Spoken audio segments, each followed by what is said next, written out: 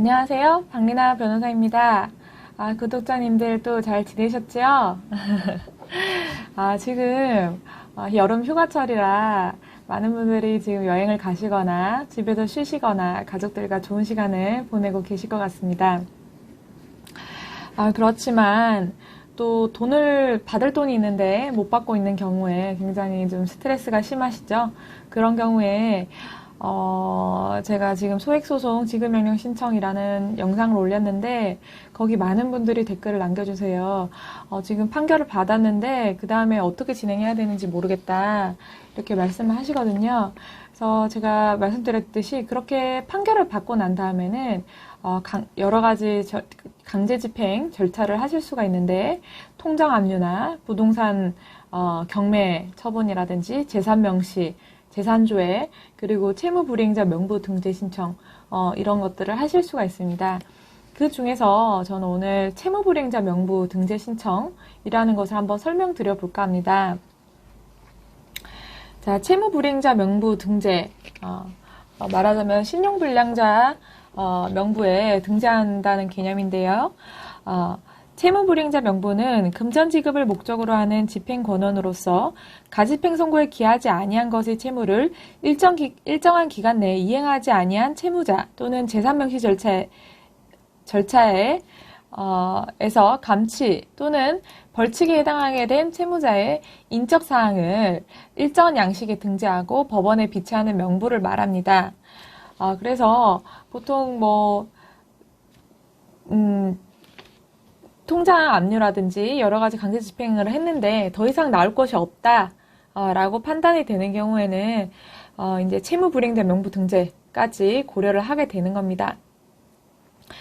이러한 채무불이행자 명부 등재의 목적은요, 채무를 이행하지 아니하는 불성실한 채무자의 인적사항을 공개함으로써 명예와 신용의 훼손과 같은 불이익을 가하고 또 이를 통하여 채무 이행에 노력하게 하는 간접 강제의 효과를 거둔과 아울러 일반인으로 하여금 거래 상대방에 대한 신용조사를 용이하게 하여 거래의 안전을 도모하게 함을 목적으로 한다.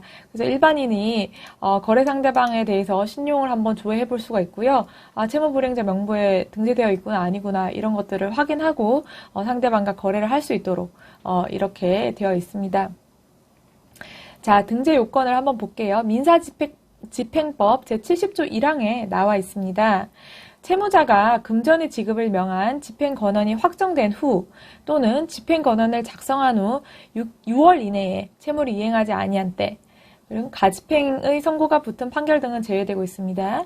그리고 채무자가 재산 명시 기일에 불출석하거나 재산 목록의 제출 또는 선서를 거부한 때, 거짓의 재산 목록을 제출한 때, 채무자들이 거짓의 재산 목록 제출 좀 많이 하고 있거든요. 그런 경우에는 여기 해당된다고 보시면 되겠습니다. 자, 그리고 강제 집행이 용이하다고 인정할 만한 명백한 사유가 없을 때, 통장 압류 이런 것들 다 해봤는데 강제 집행할 만한 것들이 전혀 없다. 이런 경우 해당되겠죠. 자, 법원은 등재 신청에 정당한 이유가 없거나 쉽게 강제 집행할 수 있다고 인정할 만한 명백한 사유가 있는 때는 결정으로 신청을 기각하여야 합니다. 라고 되어 있습니다. 그래서 신청 방식은 채무불이행자 명부 등재 신청은 서면으로 해야 되며 채권자, 채무자, 그 대리인의 표시, 또 집행권원의 표시, 판결문이 있다면 판결문, 공정증서가 있다면 공정증서, 요거로 표시를 해줘야 되고요. 채무자가 이행하지 아니하는 금전 채무액이 얼마인지, 내가 지금까지 못 받은 돈이 얼마인지 명시를 하셔야 됩니다. 그리고 신청 취지와 신청 사유를 적어야 됩니다. 자, 그 다음에 등재 신청을 할 때에는 신청 사유를 소명하는 자료, 그리고 채무자의 주소를 소명하는 자료를 함께 제출하여야 합니다. 채무자의 주민등록 초본이 있으면 초본, 이런 것들을 같이 제출해야 된다는 것이고요. 자, 재산명시 신청과는 달리 집행문이나 집행 개시 요건을 소명하는 문서를 제출할 필요가 없습니다. 자, 등재 신청에 대한 재판은 결정으로 하게 되어 있는데요. 법원은 등재 신청에 정당한 이유가 있는 때에는 채무자를 채무불이행자 명부에 올리는 결정을 하여야 합니다. 자, 그리고 법원은 등재 신청에 정당한 이유가 없거나 쉽게 강제 집행을 할 수 있다고 인정할 만한 명백한 사유가 있는 데에는 결정으로 신청을 기각하여야 합니다. 이 사람이 실제로 집행할 재산이 많이 있는 게 확인이 된다. 쉽게 이걸 집행하면 돈을 받을 수 있다. 이런 경우에는 결정으로 신청을 기각하여야 된다. 이런 뜻이고요. 자, 고지를 해줘야 되죠. 법원은 등재 결정은 채권자 및 채무자에게, 등재 신청을 기각하는 결정은 채권자에게 상당한 방법으로 고지를 해줘야 됩니다. 서면으로 우리가 제출하면 서면으로 통지를 받게 되겠지요. 자, 불복 방법. 등재 결정에 대해서는 채무자가 등재됐으니까요. 채무자가 하는 것이고요. 기각 결정에 대해서는 채권자가 각각 즉시 항고를 할 수 있습니다. 그러나 집행정지의 효력이 없기 때문에 즉시 항고를 하더라도 명부에 등재 또는 비치는 집행이 그대로 되게 됩니다. 자, 명부의 작성을 한번 볼게요. 채무불이행자 명부 등재 결정이 있으면 등재 결정을 한 법원의 법원 사무관 등은 바로 채무자별로 채무불이행자 명부를 바로 작성을 하게 됩니다. 그리고 등재 결정을 한 법원에 비치합니다. 그리고 법원은 채무불이행자 명부의 부본을 채무자의 주소지, 시, 구, 읍, 면의 장에게 송부를 합니다. 그리고요, 법원은 채무불이행자 명부의 부본을 대법원 규칙이 정하는 바에 따라 일정한 금융기관의 장이나 금융기관의 관련 단체의 장에게 보내어 채무자에 대한 신용정보를 활용하게 할 수 있습니다. 이거를 목적으로 사실은 채무불이행자 명부 등재 신청을 하는 것이죠. 자, 그런데 이제 명부 등재 신청을 말소를 또 할 수가 있습니다. 법원은 변제, 그 밖의 사유로 채무가 소멸되었다는 것이 증명된 때는 채무자의 신청에 따라 채무불이행자 명부에서 그 이름을 말소하는 결정을 하여야 됩니다.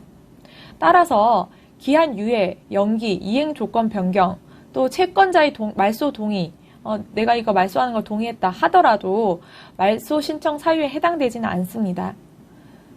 그리고 필요한 때에 법원은 채권자 등 관계인을 신문을 할 수가 있고요. 신문한다는 것은 재판을 열어서 한번 물어본다 할 수가 있고요. 자, 말소 결정은 채권자와 채무자에게 모두 고지되고 말소 신청을 기각하는 경우에는 이 말소 신청을 한 채무자에게만 고지되게 됩니다. 그리고 만약 말소 결정이 되면 이거 변제가 안 됐는데 말소 결정이 됐다. 그러면 채권자는 말소 결정에 대해서 즉시 항고를 할 수 있습니다. 또 법원은 직권말소를 할 수가 있는데요. 채무불이행자 명부에 오른 다음 해부터 10년이 지난 때, 자, 민사집행법 73조 3항에 규정되어 있네요. 채무불이행자 명부에 등재한 후 등재 결정이 취소되거나 등재 신청이 취하된 때, 또는 등재 결정이 확정된 후 채권자가 등재의 말소를 신청한 때에는 명부를 비치한 법원의 법원 사무관 등은 바로 그 명부를 말소하여야 합니다. 라고 되어 있습니다. 그래서 여러 가지 강제 집행을 해봤는데 도저히 집행이 안 된다. 그러면 고려를 해볼 수가 있겠죠. 채무불이행자 명부에 등재해서 이 사람 신용불량자 만들고 더 이상 뭐 금융기관에 금융거래 못하도록 한번 해볼 수 있겠죠. 너무 이제 돈을 못 받은 부분이 열이 받으니까요. 이런 부분들을 직접 해보실 수가 있습니다. 그래서 오늘은 채무불이행자 명부 등재에 대해서 한번 알아보았고요. 또 다음 영상에서는 또 이런 부분들을 직접 하실 수 있도록 또 제가 영상을 한번 준비해 보겠으니까요. 나 혼자 끝까지 간다. 끝까지 돈 받아내도록 끝까지 한번 해본다 라는 생각으로 차근차근히 매주 제가 업데이트 할 테니까 따라와 주시면 못 받은 돈 꼭 받으실 수 있을 겁니다. 그러면 제가 다음 영상에서 또 도움되는 영상으로 또 찾아뵈도록 할게요. 그동안 또 여러분들 한 주간 또 잘 지내시고요. 비 오는데 운전 조심하시고 영상 도움되셨다면 꼭 잊지 마시고 구독, 좋아요 꼭 눌러주시면 감사하겠습니다. 그러면 제가 다음 영상에서 뵙도록 하겠습니다. 감사합니다.